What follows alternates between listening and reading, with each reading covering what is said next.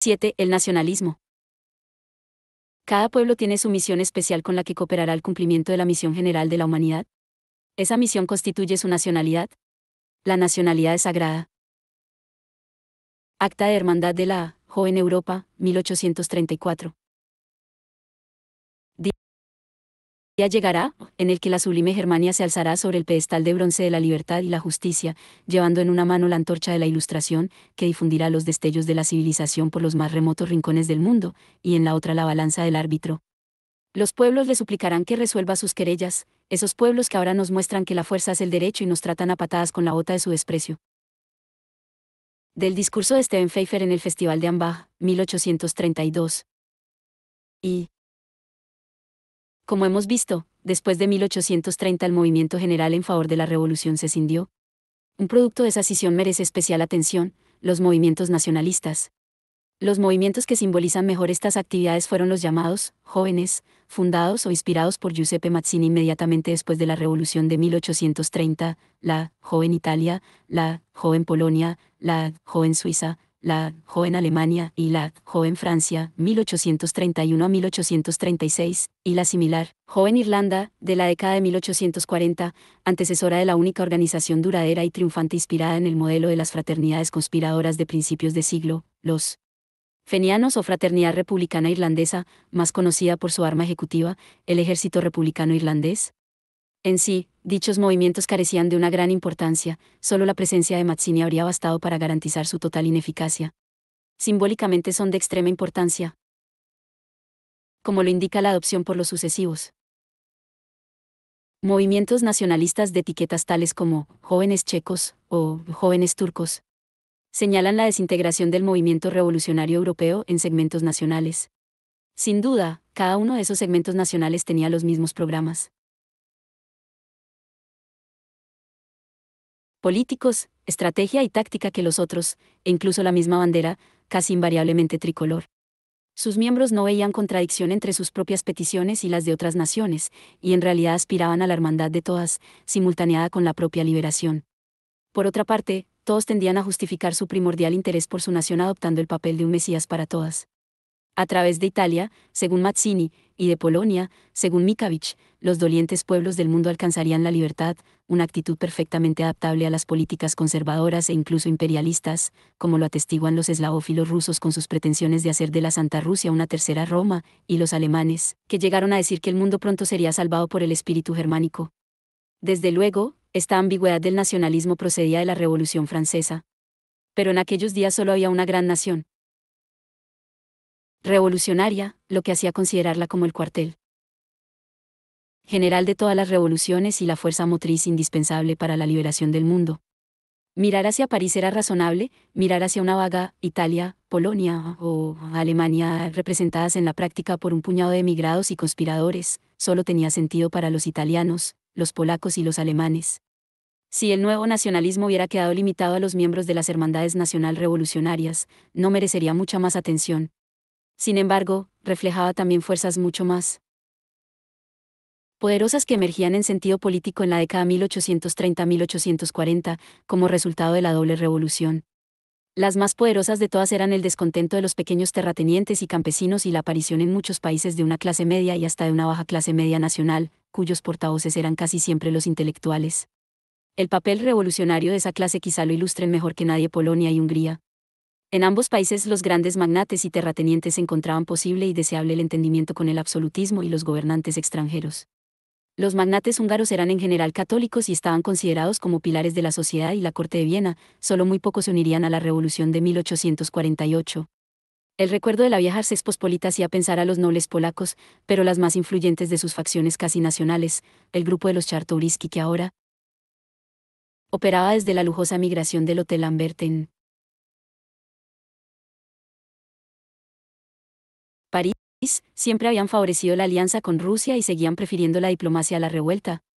Económicamente eran lo bastante ricos para gastar a manos llenas e incluso para invertir mucho dinero en la mejora de sus posesiones y beneficiarse de la expansión económica de la época. El conde Szechenyi, uno de los pocos liberales moderados de su clase y paladín del progreso económico, dio su renta de un año para la nueva Academia de Ciencias húngara, unos 60.000 florines, sin que tal donación influyera poco ni mucho en su tren de vida. Por otra parte, los numerosos pequeños nobles pobres a quienes su nacimiento distinguía de los campesinos, de cada 8 húngaros, uno tenía la condición de hidalgo, carecían de dinero para hacer provechosas sus propiedades y de inclinación a hacer la competencia a los alemanes y los judíos de la clase media. Si no podían vivir decorosamente de sus rentas o la edad les impedía las oportunidades de las armas, optaban, si no eran muy ignorantes, por las leyes, la administración u otro oficio intelectual, pero nunca por una actividad burguesa. Tales nobles habían sido durante mucho tiempo la ciudadela de la oposición al absolutismo y al gobierno de los magnates y los extranjeros en sus respectivos países, resguardados, como en Hungría, tras la doble muralla del calvinismo y de la organización territorial.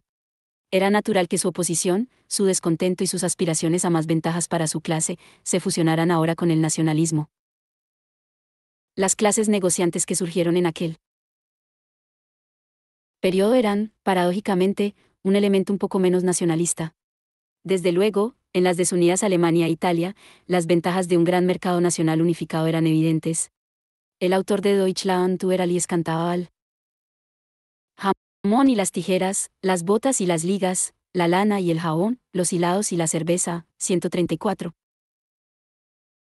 Por haber logrado lo que el espíritu de nacionalidad no había sido capaz de lograr, un genuino sentido de unidad nacional a través de la unión aduanera.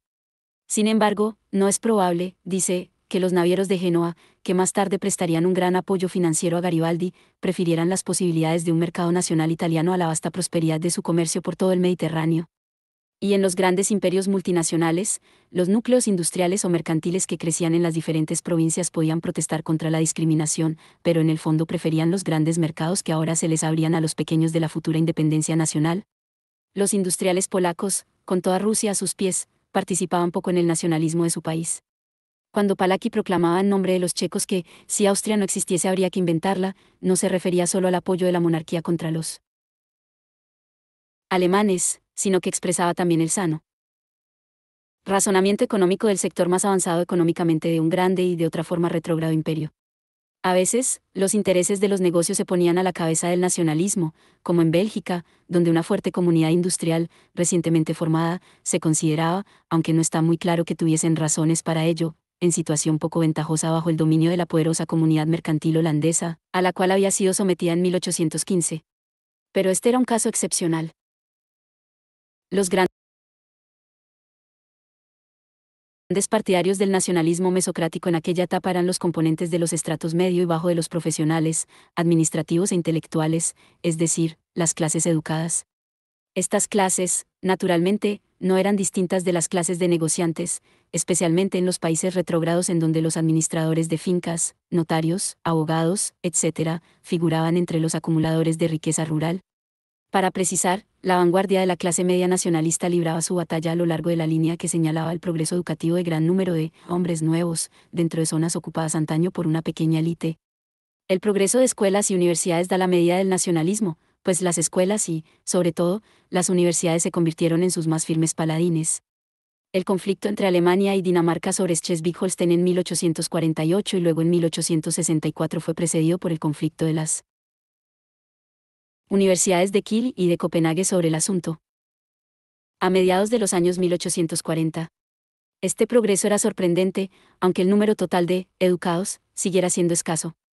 El número de alumnos en los liceos estatales franceses se duplicó entre 1809 y 1842, aumentando con particular rapidez bajo la monarquía de Julio, pero todavía en 1842 no llegaba a los 19,000. El total de muchachos que recibían la segunda enseñanza, 135, entonces era de unos 70,000. Hacia 1850, Rusia tenía unos 20,000 alumnos de segunda enseñanza para una población total de 68 millones de almas, 136. El número de estudiantes universitarios era, naturalmente, más pequeño, aunque tendía a aumentar. Es difícil comprender que la juventud académica prusiana, tan agitada por la idea de la liberación después de 1806, consistiera en 1805 en poco más de 1.500 muchachos, que el Politécnico, la ruina de los Borbones restaurados en 1815, enseñara a un total de 1.581 jóvenes entre 1815 y 1830, es decir, a poco más de 100 por año. La importancia revolucionaria de los estudiantes en 1848 nos hace olvidar que en todo el continente europeo, incluidas las antirrevolucionarias islas británicas, no había probablemente más de 40,000, 137. Como es natural, este número aumentó. En Rusia, el número de estudiantes creció de 1.700 en 1825 a 4.600 en 1848. Pero aunque no hubiese aumentado, la transformación de la sociedad y las universidades les daba una nueva conciencia de sí mismos como grupo social. Nadie se acuerda de que en 1789 había unos 6.000 estudiantes en la Universidad de París, ¿por qué no? Tomaron parte como tales en la Revolución, 138. Pero en 1830 posiblemente nadie habría pasado por alto semejante número de estudiantes. Las pequeñas élites pueden operar con idiomas extranjeros, pero cuando el cuadro de alumnos aumenta, el idioma nacional se impone, como lo demuestra la lucha por el reconocimiento lingüístico en los Estados Indios desde 1940. Por eso, el momento en que se escriben en la lengua nacional los primeros libros de texto o los primeros periódicos o cuando esa lengua se utiliza por primera vez para fines oficiales, supone un paso importantísimo en la evolución nacional. En la década 1830-1840 este paso se dio en muchas grandes zonas europeas. Las principales obras de astronomía, química, antropología, mineralogía y botánica checas se escribieron o terminaron en esa década. En Rumanía fueron los libros de textos escolares los primeros en sustituir el griego vulgar por el rumano. El húngaro fue adoptado como idioma oficial de la dieta húngara en vez del latín en 1840, aunque la Universidad de Budapest, controlada desde Viena, no abandonaría las lecciones en latín hasta 1844. La batalla por el uso del húngaro como idioma oficial se libraba intermitentemente desde 1790. En Zagreb, Gai publicaba su Gaceta croata, más tarde Gaceta Nacional Iliria, desde 1835, en la primera versión literaria de lo que antes había sido un mero complejo de dialectos. En países que llevaban mucho tiempo poseyendo un idioma nacional oficial, el cambio no pudo ser apreciado tan fácilmente, aunque es interesante que después de 1830, el número de libros alemanes publicados en Alemania fue por primera vez superior al 90% sobre los latinos y franceses. El de libros franceses después de 1820 había quedado reducido, 139, a menos del 4%, 140. Por lo general, la expansión de las publicaciones nos da un índice comparativo. Así, en Alemania, el número de libros publicados en 1821 fue casi el mismo que en 1800, unos 4.000 al año, pero en 1841 había llegado a los 12.000 títulos, 141. Desde luego, la gran masa de europeos y de no europeos permanecía sin instruir. En realidad, excepto los alemanes, los holandeses, los escandinavos, los suizos y los ciudadanos de los Estados Unidos, ningún pueblo podía considerarse alfabetizado en 1840. Varios pueden considerarse totalmente analfabetos, como los eslavos meridionales, que tenían menos de un 0,50% letrado en 1827, incluso mucho más tarde solo el 1% de los reclutas dálmatas del ejército austriaco sabía leer y escribir, o los rusos que tenían un 2% en 1840, mientras otros muchos eran casi analfabetos, como los españoles, los portugueses, que al parecer tenían escasamente 8.000 niños en las escuelas después de la guerra peninsular, y los italianos, salvo los lombardos y piamonteses. Incluso en Inglaterra, Francia y Bélgica, había de un 40 a un 50% de analfabetos en 1840-1850-142. El analfabetismo no impedía la existencia de una conciencia política, pero a pesar de ello no se puede decir que el nacionalismo de nuevo cuño fuese una masa poderosa, excepto en países ya transformados por la doble revolución, en Francia, en Inglaterra, en los Estados Unidos y en Irlanda, que dependía política y económicamente de Inglaterra. Identificar el nacionalismo con la clase letrada no es decir que las masas, por ejemplo rusas, no se consideraran rusas cuando se enfrentaban con algo o alguien que no lo fuera. Sin embargo, para las masas, en general, la prueba de la nacionalidad era todavía la religión. Los españoles se definían por ser católicos, los rusos por ser ortodoxos. Pero aunque tales confrontaciones se hacían cada vez más frecuentes, seguían siendo raras, y ciertos géneros de sentimiento nacional, como el italiano, eran más bien totalmente ajenos a la gran masa del pueblo, que ni siquiera hablaba el idioma nacional literario, sino muchas veces un patois casi ininteligible. Incluso en Alemania, la mitología patriótica había exagerado mucho el grado de sentimiento nacional contra Napoleón, pues Francia era muy popular en la Alemania occidental, sobre todo entre los soldados a los que utilizaba libremente, 143. Las poblaciones ligadas al Papa o al emperador podían manifestar resentimientos contra sus enemigos, que bien podían ser los franceses, pero esto no suponía sentimiento alguno de conciencia nacional ni respondía a un deseo de Estado nacional. Además, el hecho de que el nacionalismo estuviera representado por las clases medias y acomodadas, era suficiente para hacerlo. sospechoso a los hombres pobres. Los revolucionarios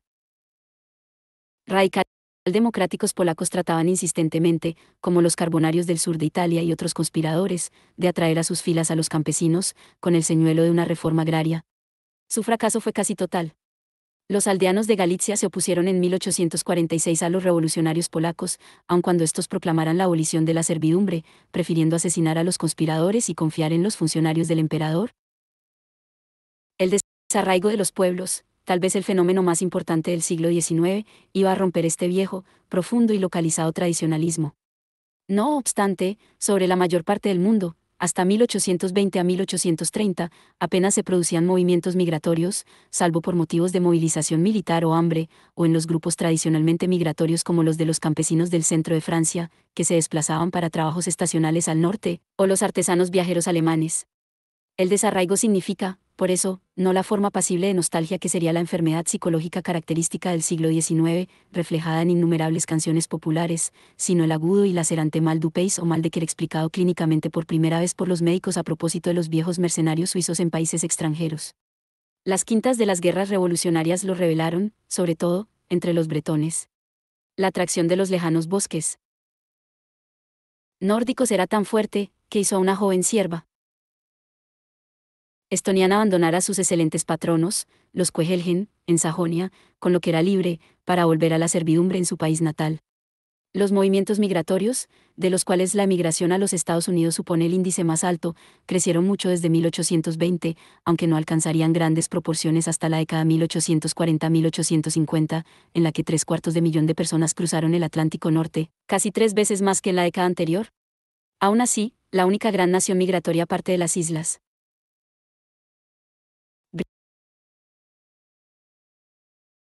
británicas, era Alemania, que solía enviar a sus hijos como colonos campesinos a Europa Oriental y América, como artesanos móviles por todo el continente y como mercenarios a todas partes. De hecho, solo se puede hablar de un movimiento nacional occidental organizado de forma coherente antes de 1848, basado auténticamente sobre las masas y que incluso gozaba de la inmensa ventaja de su identificación con la portadora más fuerte de tradición, la Iglesia. Este movimiento fue el movimiento irlandés de revocación dirigido por Daniel O'Connell, 1785 a 1847, un abogado demagogo de origen campesino y pico de oro, el primero, y hasta 1848 el único, de esos carismáticos líderes populares que marcan el despertar de la conciencia política en las masas antes retrógradas. Las únicas figuras que se le pueden comparar antes de 1848 fueron Feargus O'Connor, 1794 a 1855, otro irlandés que simbolizó el cartismo en la Gran Bretaña, y quizá Lewis Cassels, 1802 a 1894, quien pudo haber adquirido algo de su posterior prestigio entre las masas. Antes de la Revolución de 1848, aunque su reputación en ese decenio como paladín de la pequeña aristocracia y más tarde su canonización por los historiadores nacionalistas, hagan difícil ver con claridad los comienzos de su carrera. La Asociación Católica de O'Connell, que ganó el apoyo de las masas y la confianza, no del todo justificada, del clero en la victoriosa lucha por la emancipación católica, 1829, no se relacionaba en ningún sentido con la clase media, que era, en general, protestante y anglo-irlandesa. Fue un movimiento de campesinos y de la más modesta clase media existente en la depauperada isla. El Libertador llegó a su liderazgo por las sucesivas oleadas de un movimiento masivo de revolución agraria, la principal fuerza motriz de los políticos irlandeses a lo largo del tremendo siglo. Este movimiento estaba organizado en sociedades secretas terroristas que ayudaron a romper el provincialismo de la vida irlandesa. Sin embargo, su propósito no era ni la revolución ni la independencia nacional, sino el establecimiento de una moderada autonomía de la clase media irlandesa por acuerdo o por negociación con los Whigs ingleses. En realidad, no se trataba de un nacionalismo, y menos aún de una revolución campesina, sino de un tibio autonomismo mesocrático.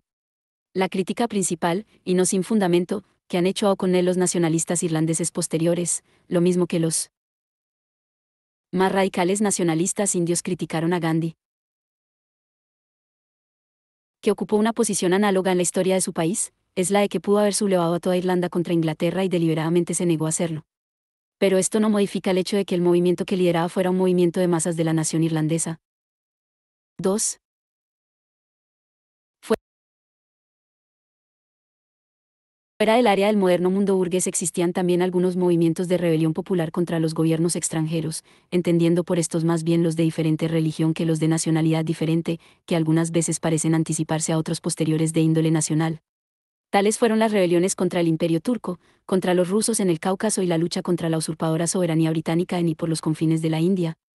No conviene considerarlos del todo como nacionalismo moderno, aunque en ciertas zonas pobladas por campesinos y pastores armados y combativos, organizados en clanes e inspirados por caciques tribales, bandidos héroes y profetas, la resistencia al gobernante extranjero, o mejor al no creyente, pudo tomar la forma de verdaderas guerras populares, a diferencia de los movimientos nacionalistas de minorías selectas en países menos homéricos.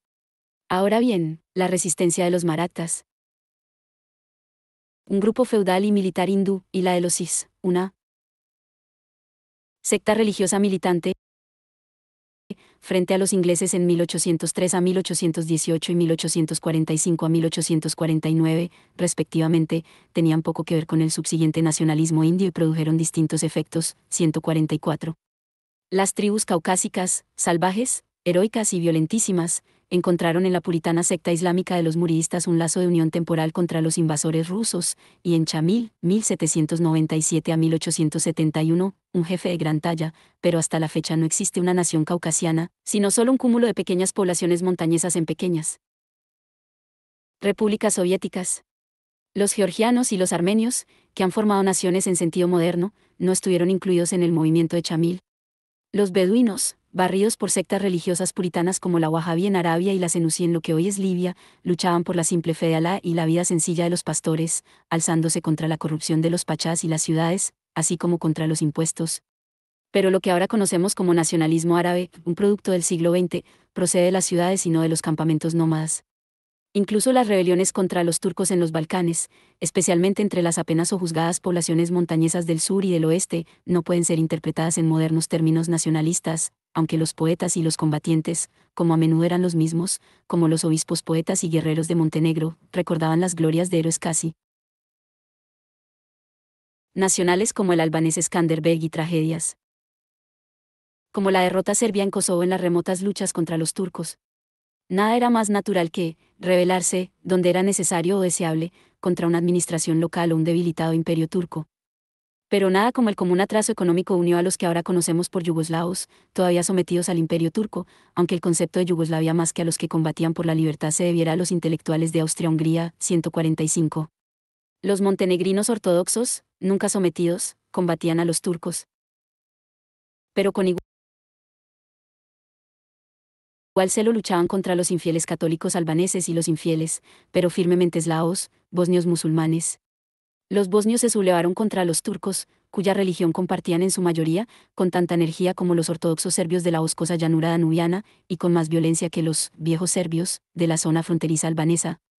El primero de los pueblos balcánicos que se alzó en el siglo XIX fue el serbio, dirigido por un heroico tratante de cerdos y bandolero llamado Jorge el Negro, 1760-1817, pero la fase inicial de ese alzamiento, 1804 a 1807, no protestaba contra el gobierno turco, sino, por el contrario, en favor del sultán contra los abusos de los gobernantes locales.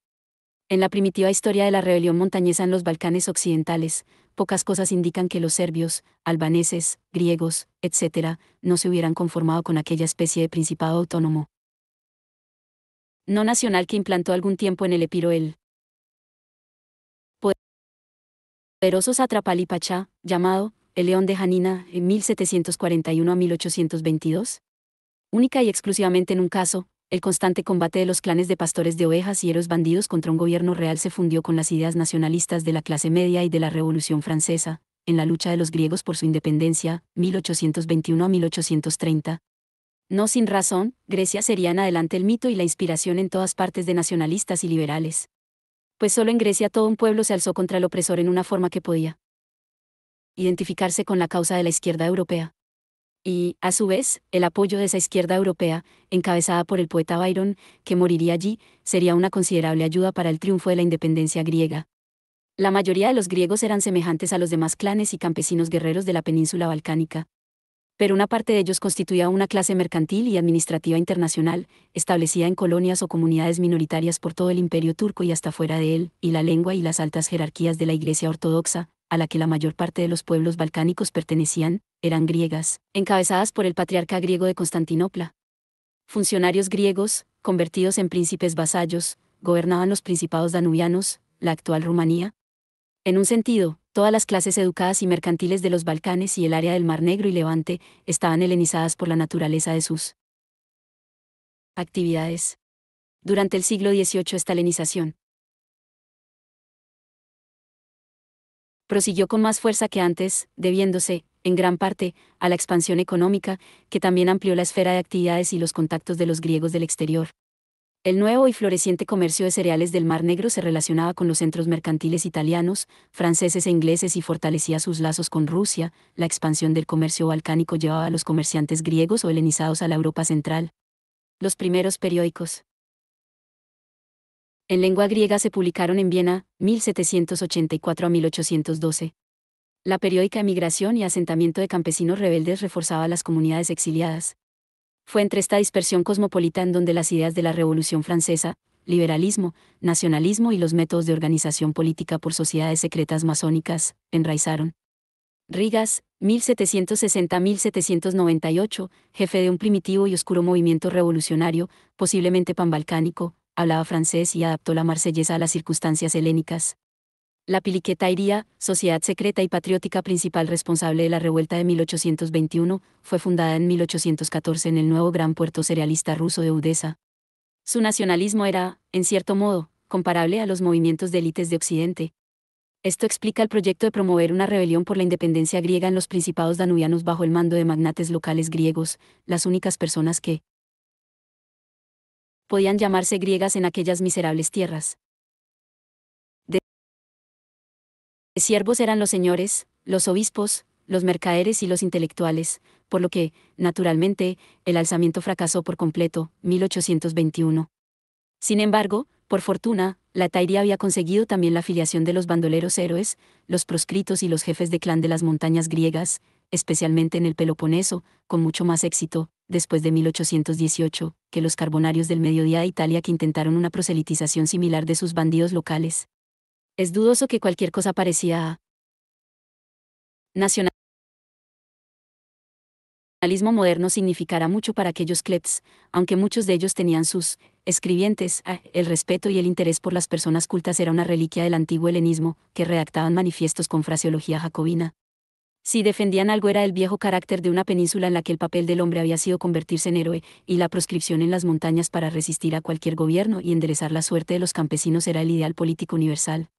Para las rebeliones de hombres como colocotrones, bandido y traficante de ganado, los nacionalistas de tipo occidental daban una dirección panhelénica, más bien que de escala puramente local.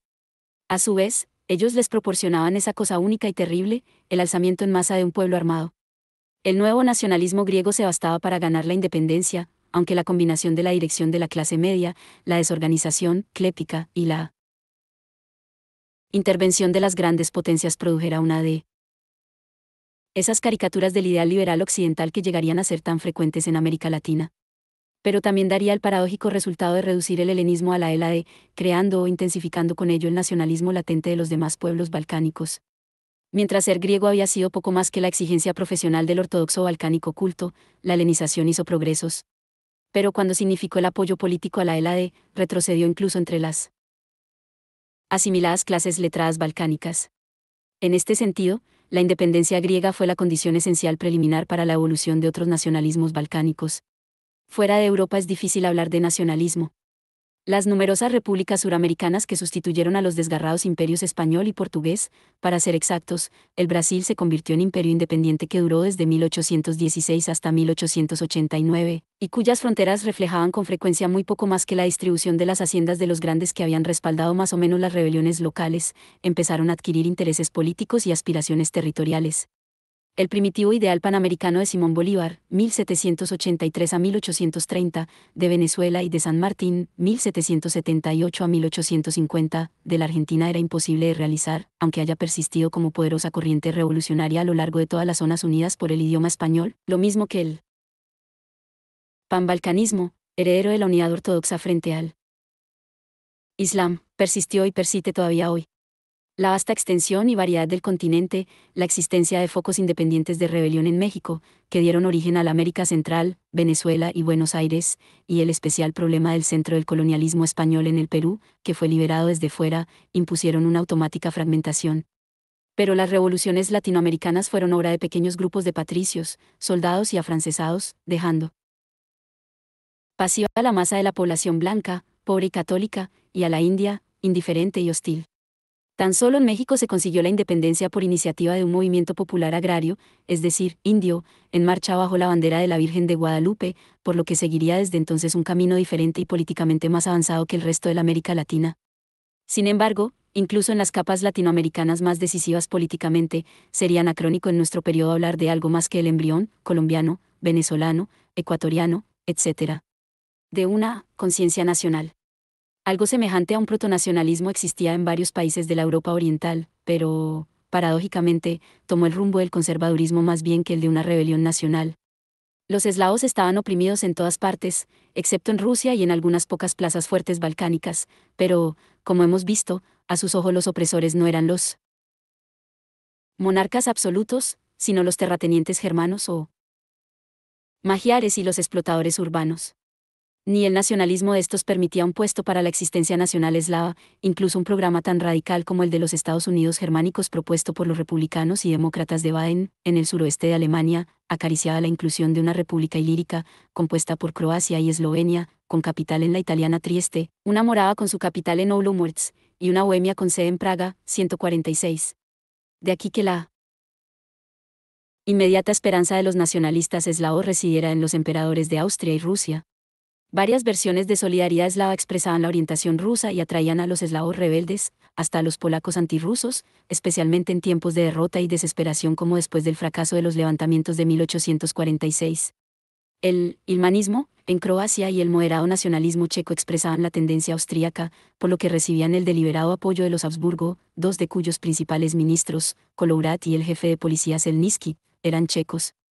Las aspiraciones culturales croatas fueron protegidas desde 1830, y en 1840 Kolourat propuso lo que más adelante resultaría tan práctico en la Revolución de 1848, el nombramiento de un militar croata como jefe de Croacia, con facultades para controlar las fronteras con Hungría, para contrarrestar a los turbulentos magiares, 147. Por eso, ser un revolucionario en 1848 equivalía a oponerse a las aspiraciones nacionales eslavas y el tácito conflicto entre las naciones, progresivas y reaccionarias, influiría mucho en el fracaso de las revoluciones de 1848. En ninguna parte se descubre nada que semeje nacionalismo, pues las condiciones sociales para ello no existen. De hecho, algunas de las fuerzas que habían de producir más tarde el nacionalismo se oponían en aquella época a la alianza de tradición, religión y pobreza de las masas, alianza que ofrecería la más potente resistencia a la usurpación de los conquistadores y explotadores occidentales. Los elementos de una burguesía local que aumentaban en los países asiáticos lo hacían al amparo de los explotadores extranjeros, de los que muchos eran agentes, intermediarios o dependientes. Un ejemplo de esto es la comunidad parcé de Bombay.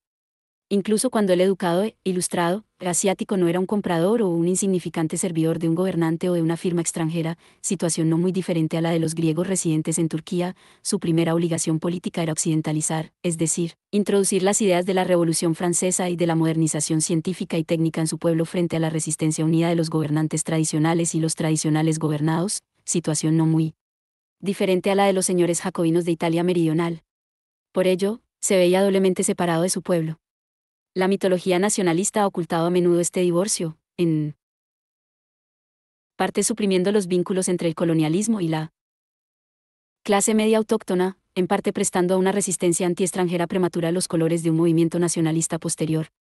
Pero en Asia, en los países islámicos e incluso en África, la unión entre intelectuales y nacionalismo, y entre ambos y las masas, no se efectuaría hasta el siglo XX. Así pues, el nacionalismo en el este fue el producto de la conquista y la influencia occidentales. Este lazo es, quizá, más evidente en el único país plenamente oriental en el que se pusieron los cimientos del que, además del irlandés, iba a ser el primer movimiento nacionalista colonial moderno, en Egipto. La conquista de Napoleón introdujo ideas, métodos y técnicas occidentales, cuyo valor reconocería muy pronto un hábil y ambicioso soldado local, Mohamed Ali. Habiendo adquirido poder y virtual independencia de Turquía en el confuso periodo que siguió a la retirada de los franceses, y con el apoyo de estos, Mohamed Ali logró establecer un eficaz y occidentalizado despotismo con la ayuda técnica extranjera, francesa principalmente. Entre 1820 y 1830, muchos europeos izquierdistas ensalzaron al autócrata ilustrado y le ofrecieron sus servicios, cuando la reacción en sus países parecía demasiado desalentadora. La extraordinaria secta de los ansimonianos, fluctuante entre la defensa del socialismo y el desarrollo industrial por obra de banqueros e ingenieros, le dio temporalmente su ayuda colectiva y preparó sus planes de desarrollo económico. BACP 245. También pusieron los cimientos del canal de Suez, obra del sansimoniano Lesseps, y de la fatal dependencia de los gobernantes egipcios de grandes empréstitos negociados por grupos de estafadores europeos en competencia, que convirtieron a Egipto primero en un centro de rivalidad imperialista y después de rebelión antiimperialista. Pero Mohamed Ali no era más nacionalista que cualquier otro déspota oriental. Su occidentalización, no sus aspiraciones o las de su pueblo, puso los cimientos para un ulterior nacionalismo. Si Egipto conoció el primer movimiento nacionalista en el mundo islámico y Marruecos uno de los últimos, fue porque Mohamed Ali, por razones geopolíticas perfectamente comprensibles, estaba en los principales caminos de la occidentalización, y el aislado y autosellado imperio jerifiano del extremo occidental del Islam ni lo estaba ni intentó estarlo. El nacionalismo, como tantas otras características del mundo moderno, es hijo de la doble revolución. Segunda parte. Consecuencias. 8. La tierra. Yo soy vuestro señor y mi señor es el zar. El zar tiene derecho a darme órdenes y yo debo obedecerle, pero no a darolas a vosotros. En mis propiedades yo soy el zar, yo soy vuestro Dios en la tierra y debo responder a Dios por vosotros en el cielo. Un caballo debe ser frotado primero con la almohaza de hierro y luego se le cepillará con el cepillo blando. Yo tendré también que frotaros con aspereza, y quién sabe si descenderé al cepillo. Dios limpia el ambiente con el trueno y el relámpago, y en mi aldea yo limpiaré con el trueno y el fuego siempre que lo considere necesario. Un terrateniente ruso a sus siervos, 148. La posesión de una o dos vacas, un cerdo y unos cuantos gansos, elevan su concepto al campesino sobre sus hermanos de igual condición social. Vagando tras su ganado, adquiere el hábito de la indolencia.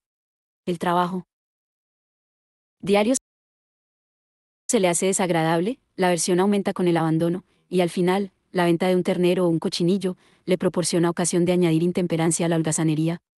La venta de la vaca se produce muy a menudo, y su miserable y ocioso poseedor, mal dispuesto a reanudar el ritmo diario y regular del trabajo, del que antes obtenía sus medios de subsistencia, obtiene del comprador pobre un beneficio para el cual carecía de títulos. Survey of the Board of Agriculture for Somerset, 1798, informe de la Junta de Agricultura para